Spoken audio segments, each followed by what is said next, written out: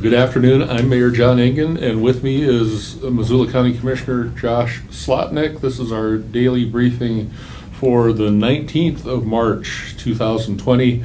Commissioner Slotnick and I are going to refer to notes today, which isn't our standard, but we want to make sure that we're not missing anything. So, Commissioner. Thanks, John. So as you may have seen, yesterday we passed a resolution about our detention center. And we did this because safety is our absolute primary concern at the detention center for the health of the inmates and for the health of our staff.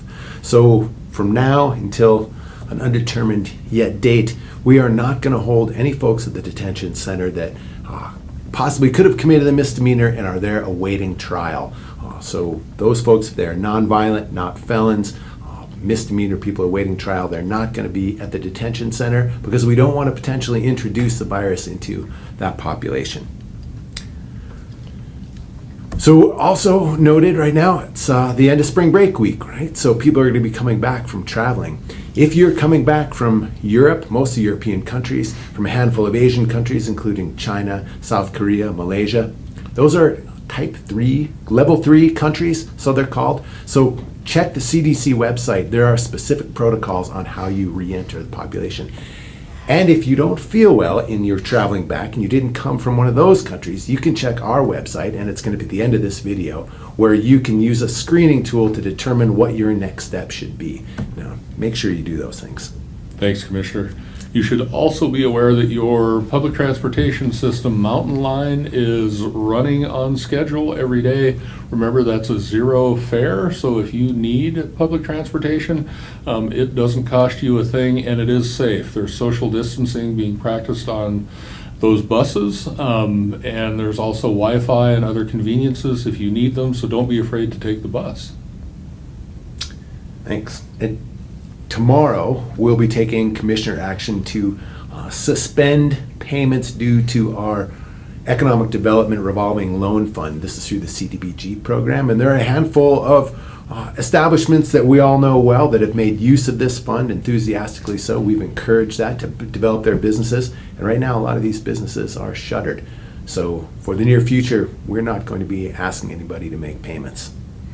And as you know, kiddos are not in school currently. The public school system is closed, but that doesn't mean those kiddos don't have needs. So Missoula County Public Schools, in cooperation with Beach Transportation, on Monday of next week is tipping up a school lunch program wherein buses will arrive at traditional bus stops during the noon hour and provide sack lunches to students, along with breakfast for the next day. That service will operate Monday through Friday, and the school district will be communicating with parents and families to make sure that they understand the logistics. But those kids are going to get their meals, which is a big deal, and we thank the school district for their foresight and efforts in meeting that need. It's great creativity there. Speaking of food, United Way has started up collecting donations to help our friends and neighbors who work in the service sector, of which Missoula has a really robust service sector. So I would advise anybody, like I did yesterday, think about the money you would have spent on coffee, beer, pastry, going out to lunch, etc., and get it to United Way, and they will get it to our friends in the service sector. Now today I've heard about 2 different restaurants and food vendors who could do takeout, but willfully suspended that because they felt their kitchens were too small to safely do that for their workers. Like, this is almost heroic. And these are people who have financing to deal with, who have payrolls to make, and are making this choice on our behalf. So, for goodness sakes, help them out. Folks are stepping up relentlessly, and we're grateful for that. Among those folks are all of you. The health department put out a call for nurses. They're in, of course, high demand right now, and the community responded.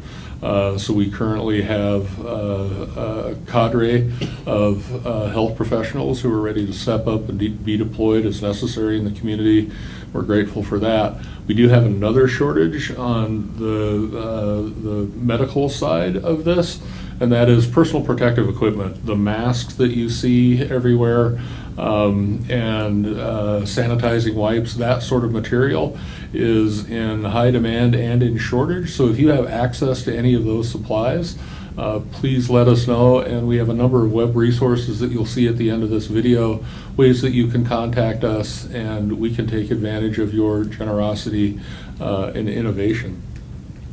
A couple other things you could do. We need more blood, so if you can donate blood, please do that. And also note our healthcare providers are working overtime right now, and we can all help them by staying put and reducing contact, doing all that social distancing. That's going to actually help our healthcare providers so they can attend to people who are sick right now and not have those numbers go up. Just a reminder of current closures.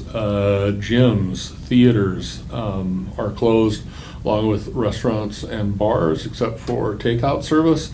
And we really want to thank those business owners who have been nothing but cooperative and helpful through this process. And again, we recognize it's a hardship, but they again are really stepping up to make sure that this community stays as healthy as it can during this emergency. The way you're doing business with both the city and the county is changing, mostly on a transactional basis. So if you have a bill to pay, please look at online opportunities, of which there are a number. You can also still use the good old U.S. mail. We had a question, Josh and I, this morning. Someone was concerned about having to pay extra if they used a credit card. We're still taking checks, so please don't hesitate to use that checkbook, credit card, whatever is convenient for you. And we also have Dropbox sites that are available. And again, more information at the end of this video. Our parks, trails, and open space lands remain open, and we're hearing pretty consistently from residents that they're using those spaces to clear their heads and get some fresh air and exercise in light of some other opportunities disappearing. A couple of things to note. We cannot clean playground equipment adequately and often enough. So please, if you're thinking about using those playgrounds, think twice about that. And be sure to clean up afterwards, take sanitary wipes, etc. Be sure to wash up if your kiddos end up using that equipment. Other issues around parks, do what you do indoors. Do that social distancing stuff, and again, take those precautions that you're taking in every other arena in your life. Anything else for the good of the order today, Commissioner? No, sir. Thanks a lot for sharing that. I mean, I was about to say thank you for your cooperation, but it kind of sounds trite. It's beyond cooperation. People are so stepping up. No, we're really fortunate. We are fortunate, and we're grateful, and we continue to be at your service and continue to believe it's a privilege. Stay tuned for these daily updates. We will get you as much information in as timely a manner as possible. Absolutely. Thanks a lot. Thank you.